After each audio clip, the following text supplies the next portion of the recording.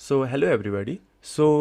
This video is gonna act like a bridge between a person who is a basic computer user and a person who is trying to learn Python या कुनै पनि programming language या कुनै पनि technical कुराहरू. So के हुन्छ भन्दाखेरि चाहिँ तिमी कम्प्युटर युज गर्छौ एउटा नर्मल तरिकाले, ठिक छ? र अब चाहिँ तिमी लिटरली तिमीले कसरी कम्प्युटर युज गर्छौ त्यो चाहिँ चेन्ज हुन्छ के. तिमी जो नर्मली कम्प्युटर युज गर्थ्यौ त्यसलाई चाहिँ जियुआई भन्छ. द्याट मिन्स तिमी ग्राफिक्सहरू युज गरेर चाहिँ कम्प्युटर चलाउँथ्यौ र अब चाहिँ तिमी टर्मिनल युज गर्छौ है. र प्रब्लम के हुन्छ भन्दाखेरि चाहिँ तिमीलाई जब कोर्सहरू तिमी हेर्छौ, लर्निङ पाइथनको कोर्स या लर्निङ के अरू एसक्युएल यिनीहरूको कोर्समा चाहिँ तिमीलाई डाइरेक्टली पाइथनको कोर्सहरू सिकाउँछ. तिमीलाई के अज्युम गराउँछ भन्दाखेरि चाहिँ तिमीलाई टर्मिनल अलरेडी थाहा छ भनेर है. सो तिमीलाई टर्मिनल त रियलमा थाहा हुँदैन र त्यसको कारणले तिमीलाई हुन्छ धेरै कन्फ्युजन है. सो त्यो कन्फ्युजन दूर गर्नको लागि चाहिँ यो फर्स्ट भिडियो यो छ, त्यो ब्रिज एक्ट गर्छ है. कि टर्मिनल भनेको के हो, तिमीले नर्मली यतातिर कमान्डहरू चाहिँ थाहा पाउने जरुरी छैन. तिमीले चाहिँ नर्मली मेन्टल मोडल चाहिँ थाहा पाउनुपर्छ है. कि टर्मिनल भनेको के हो, सिएलआई भनेको के हो र टर्मिनल काम कसरी गर्छ र नर्मली तिमीलाई फाइल्सहरूको बारेमा बेसिक इन्फर्मेसन चाहिँ दिनुपर्छ है. सो बेसिक कुरा के हो भन्दाखेरि चाहिँ तिमी कम्प्युटर खोल्छ है. तिमीले कम्प्युटर खोलिसक्यो भने चाहिँ तिमीलाई यस्तो स्क्रिनहरू दिन्छ. अहिले म चाहिँ लिनक्समा छु, तिमी चाहिँ विन्डोजमा हुन सक्छौ. सो यदि विन्डोजमा छौ भने तिमीलाई अर्को तरिकाको ग्राफिक्सहरू देखाउँछ होला. अहिले चाहिँ मलाई यस्तो ग्राफिक्सहरू देखाएको छ र म चाहिँ के गर्छु भन्दाखेरि म चाहिँ फर इक्जाम्पल कुनै एउटा सफ्टवेयर खोल्नु छ, मानौँ मलाई चाहिँ युट्युब चलाउनु छ भने चाहिँ डाइरेक्टली यता क्लिक गर्छु फायरफक्स भन्नेकोमा. र मलाई थाहा हुन्छ कि फायरफक्स हो, किनभने म यतातिर फायरफक्सको लोगो दिएको छ. सो यो भनेको के भन्दाखेरि यो भनेको फायरफक्सको ग्राफिक्स हो. यो सबै तिमी जो हेर्छौ यो सबै तिम्रो के छ, ग्राफिक्स छ. सो तिमी जब नर्मली कम्प्युटर युज गर्छौ, नर्मल मान्छे चाहिँ जो कम्प्युटर युज गर्छ त्यो चाहिँ ग्राफिकल वेमा गर्छ क्या. र त्यो वेलाई के भन्छ, ग्राफिकल युजर इन्टरफेस भन्छ, ठिक छ? सो फर इक्जाम्पल यो एउटा फोल्डरको ग्राफिक्स छ र म चाहिँ यदि यसमा क्लिक गरेँ भने चाहिँ अर्को फोल्डर खुल्छ, अर्कोमा क्लिक गरेर अर्को फोल्डर खुल्छ, अर्कोमा क्लिक गरेर अर्को फोल्डर खुल्छ, यस्तरी नै खुलिरहेको हुन्छ, ठिक छ? सो यसमा गर्दाखेरि म केही कमान्ड युज गरिरहेको छैन, म जस्ट क्लिक गरिरहेको छु, ग्राफिक्समा क्लिक गरिरहेको छु. सो ग्राफिक्सहरू के छ, इन्टरेक्टिभ पनि छ, ठिक छ? सो यो बनाउनेको रिजन के हो भन्दाखेरि चाहिँ एउटा नर्मल मान्छेलाई चाहिँ त्यति टेक्निकल नहोस्, त्यो चाहिँ कमान्डहरू हान्नु नपरोस्, डाइरेक्टली धेरै इन्टुएटिभ वेमा चाहिँ त्यो कम्प्युटर युज गर्न सकोस् भन्ने चाहिँ इन्टेन्सनले यो ग्राफिकल युजर इन्टरफेस बनाएको चाहिँ हुन्छ, ठिक छ? तर प्रब्लम के हुन्छ ग्राफिकल युजर इन्टरफेसमा भन्दाखेरि चाहिँ यसमा तिमीलाई यो चाहिँ त्यति पावरफुल चाहिँ हुँदैन है. जो प्रोग्रामरले चाहिँ इन्टेन्ट गरे हुन्छ कि तिमीलाई फर इक्जाम्पल यो चाहिँ खोल्न दिएको छ राइट, यो फोल्डर खोल्न दिएको छ र तिमीलाई चाहिँ अरू कुराहरू चाहिँ गर्न दिएको नहुनसक्छ. प्रोग्रामरले त्यो मात्र अलाउ गर्छ जो चाहिँ एउटा नर्मल मान्छेलाई चाहिँ चाहिन्छ. तर अब तिमी चाहिँ कम्प्युटरकोमा चाहिँ थोरै टेक्निकल फिल्डमा गइरहेछ, मानव पाइथन सिकिरहेछ भनेपछि तिमीलाई चाहिँ टेक्निकल कमान्ड्सहरू पनि रन गर्नुपर्छ, जो कि तिमीलाई ग्राफिकल युजर इन्टरफेसले चाहिँ दिँदैन है. सो त्यो दिने भनेको चाहिँ केले हो, टर्मिनलले हो. So let's go to terminal. So के इमेजिन गर भन्दाखेरि चाहिँ तिमीले कम्प्युटरलाई स्टार्ट गर्यौ, ठिक छ? तिमीले कम्प्युटरलाई चाहिँ रिबुट गर्यौ र तिमीले के देख्यौ भन्दाखेरि चाहिँ कम्प्युटर अहिले त्यो ग्राफिकल युजर इन्टरफेस छैन कि यस्तो देखाइरहेछ. सो लेट मी जस्ट यसको साइज चाहिँ बढाइदिउँ म. सो यस्तो देखिरहेछ. सो यसमा चाहिँ के हुन्छ भन्दाखेरि चाहिँ अब यसरी कम्प्युटरलाई चलाउनु पऱ्यो क्या तिमीले. त्यही फोल्डरको भित्र जानु पऱ्यो, त्यही कुराहरू गर्नु पऱ्यो. अब कसरी गर्छौ त? सो यसको लागि चाहिँ तिमीले के गर्नुपर्छ भने कमान्डहरू रन गर्नुपर्छ है. फर इक्जाम्पल अब मानौँ कि यो ग्राफिकल युजर इन्टरफेसमा तिमीलाई टाइम देखाउनु छ भने डाइरेक्टली यता टाइम देखाएको छ 648 भनेर राइट. तर यसमा चाहिँ के हुन्छ भने चाहिँ हरेक सानोभन्दा सानो अपरेसनको लागि पनि तिमीले कमान्ड थिच्नुपर्छ के. सो डेटको लागि कमान्ड हो, डेट टाइमको लागि कमान्ड हो, डिएटी डेट मात्र हानेपछि यदि तिमी इन्टर गर्छौ भनेपछि तिमीलाई के देखिन्छ, डेट देखिन्छ. यस इट इज नट कन्भिनियन्ट होइन, यो इजी छैन यसको लागि चाहिँ, तर धेरै धेरै पावरफुल चाहिँ छ है. र तिमीले अब पढ्दाखेरि चाहिँ तिमीले यही तरिकाले चाहिँ युज गर्नुपर्छ कम्प्युटरलाई, ठिक छ? So let's see the example चाहिँ तिमी अहिले डेस्कटपमा छौ, अहिले यसमा पनि त्यो यो डेस्कटपमा छ. फर इक्जाम्पल तिमीलाई एउटा फाइल बनाउनु छ. नर्मली तिमी कसरी फाइल बनाउँथ्यौ, डबल क्लिक गर्थ्यौ, राइट क्लिक गर्थ्यौ राइट, एन्ड फोल्डर बनाउनु छ है. राइट क्लिक गर्थ्यौ, तिमी न्यू फोल्डरमा जान्थ्यौ र न्यू फोल्डरको कुनै एउटा नाम लेख्थ्यौ है. GUI भनेर चाहिँ मैले अहिले नाम दिदिएँ. सो यो फोल्डर क्रिएट भएछ, ठिक छ? सो यसमा अब कसरी तिमीले यदि कमान्ड लाइनबाट चाहिँ फोल्डर क्रिएट गर्नु पऱ्यो भने कसरी गर्छौ त? कमान्ड लाइनमा तिमीले जहिले पनि कमान्ड चाहिँ थिच्नुपर्छ है. सो MKDIR भन्ने चाहिँ एउटा कमान्ड हुन्छ जसको मिनिङ के हो भन्दाखेरि मेक डाइरेक्टरी भन्ने हो. र त्यसपछि त्यस फोल्डरको चाहिँ नाम दिने है, डाइरेक्टरी मिनिङ फोल्डर है, मेक फोल्डर भन्ने खोज्यो अहिले चाहिँ।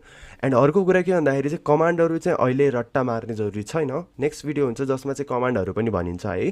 अहिले चाहिँ जस्ट तिमीले मेन्टल मोडल चाहिँ सिक्ने हो है, यस्तो यस्तो पनि हुँदो रहेछ भनेर, ठिक छ। सो एमकेडिआइआर गरेर चाहिँ यदि मैले बाई जियुआई भन्ने नाम मैले दिएँ भने चाहिँ यदि मैले इन्टर गरेँ भने चाहिँ एउटा फोल्डर क्रिएट हुन्छ, ठिक छ। यदि मैले इन्टर गरेँ, ओ माई ब्याड, जियुआई भन्ने चाहिँ अलरेडी एक्जिस्ट गर्छ, CLI I mean. Okay, so complete भयो ल। अब यदि हामीले हेर्छौँ भने चाहिँ यता हेर्छौँ भनेपछि एउटा फाइल चाहिँ क्रिएट भएको छ बाई सिएलआई भन्नेवाला, ठिक छ। सो यो फाइल यो फाइल कसरी क्रिएट गरेको, यो चाहिँ जियुआई मेथडले क्रिएट गरेको, यो फाइल चाहिँ सिएलआई मेथडले क्रिएट गरेको, ठिक छ। सो जो तिमी जियुआईले गर्न सक्छौ त्यो तिमी सिएलआईबाट नि गर्न सक्छौ, तर सिएलआई मोर पावरफुल हुन्छ, ठिक छ।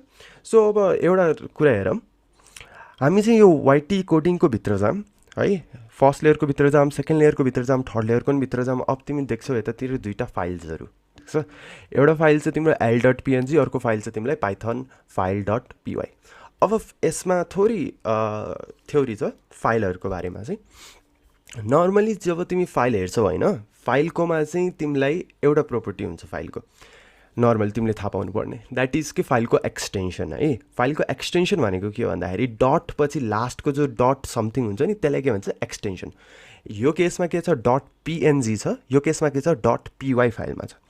सो .png फाइलमा छ भन्दाखेरि चाहिँ यसको भित्र यसले के भन्छ भन्दाखेरि म .png वाला फाइल हुँ, द्याट मिन्स म इमेज हुँ भन्छ क्या, म एउटा फोटो हुँ भन्छ।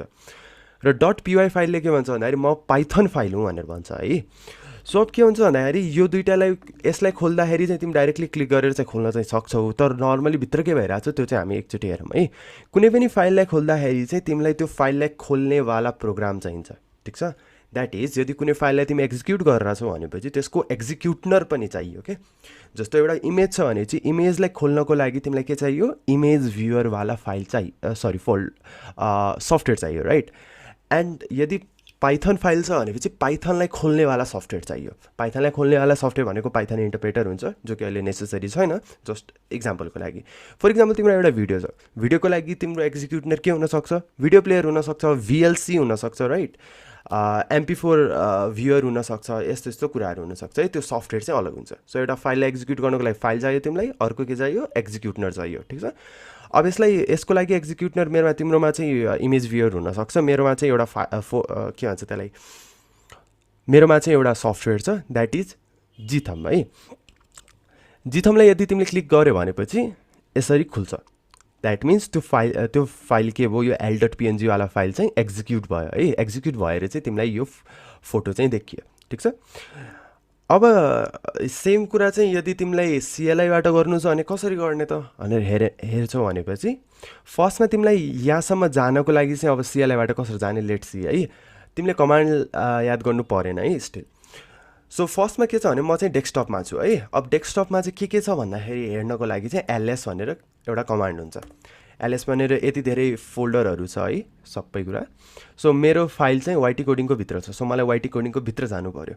सो भित्र जानको लागि चाहिँ अर्को कमान्ड हुन्छ वाइटी आई मिन cd भन्ने है, वाइटी कोडिङ। सो वाइटी कोडिङको भित्र गए, अझ भित्र के छ हेर्दाखेरि चाहिँ फर्स्ट लेयर भन्ने अर्को फोल्डर छ। सो हामी जाने फर्स्ट लेयरको भित्र, ठिक छ। ls गरे, सेकेन्ड लेयर छ। अब सेकेन्ड लेयरको पनि भित्र जानको लागि cd गर्ने, सेकेन्ड लेयर थिच्ने, सेकेन्ड लेयर। अब हेर्ने थर्ड लेयर छ, थर्ड लेयरको भित्र पनि जाऊँ। अब आयो हाम्रो फाइलहरू है, दुईवटा फाइल छ, एउटा l.png भन्ने फाइल छ, एउटा पाइथन फाइल.py भन्ने फाइल छ, ठिक छ। सो l.png लाई चाहिँ अब कसरी खोल्ने त, यसमा कमान्ड लाइनमा कसरी एक्जिक्युट गर्ने त कुनै एउटा फाइलको लागि भनेपछि रिमेम्बर हामीलाई के चाहिन्छ, दुईवटा चिज चाहिन्छ, एउटा फाइल चाहिन्छ, एउटा एक्जिक्युटनर चाहिन्छ। यसको एक्जिक्युटनर के हो त, अहिले हामीले हेरेको जिथम हो, राइट। यो जिथम हो एक्जिक्युटनर, राइट। मेरो इमेज भ्युअरको नाममा चाहिँ जिथम छ।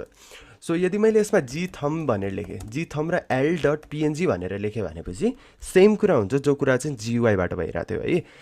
अब इफ मैले क्लिक इन्टर गरेँ भने चाहिँ तिमी देख्न सक्छौ कि फोटो चाहिँ ओपन भइसक्यो, द्याट मिन्स फोटो चाहिँ एक्जिक्युट भइसक्यो। लाई बन्द गर्छु। अर्को के छ भन्दाखेरि अब पाइथन फाइल.py छ, ठिक छ। अब यसलाई एक्जिक्युट गर्नु पऱ्यो भने मैले जिथम नै युज गर्नुपर्छ होला र। जिथम चाहिँ युज गर्नु पर्दैन है, किनभने जिथम भनेको चाहिँ तिमीलाई पिएनजीवाला फाइलको लागि हो, जेपिजीवाला फाइलको लागि हो है। यो एक्जिक्युटनर चाहिँ पाइथन फाइलको लागि चाहिँ होइन। पाइथन फाइलको लागि चाहिँ एक्जिक्युटनर हुन्छ पाइथन इन्टरप्रेटर, जसको नाम तिमीले यदि कमान्ड लाइनमा हेऱ्यो भने पाइथन मात्र लेख्दा नि हुन्छ या पाइथन 3 लेख्दा नि हुन्छ है। यदि मैले पाइथन 3 लेखेँ, दिस इज इट्स एक्जिक्युटनर, त्यसपछि मैले नाम लेखेँ पाइथन फाइल डट पिवाई भन्ने नाम लेखेँ र त्यसपछि मैले इन्टर गरेँ भने चाहिँ त्यो एक्जिक्युट भएर त्यसको कोड जस्ट यति थियो कि कमान्ड लाइनमा चाहिँ हेलो लेख्ने होला। सो त्यो कोड चाहिँ के भयो, एक्जिक्युट भयो, बुझ्यौ। सो यो कुरा दुई तिनवटा कुरा छ, यो चाहिँ तिमीले इम्पोर्टेन्ट छ। फर्स्टली के भन्दाखेरि चाहिँ यो जस्ट मेन्टल मोडलको लागि मात्र हो है।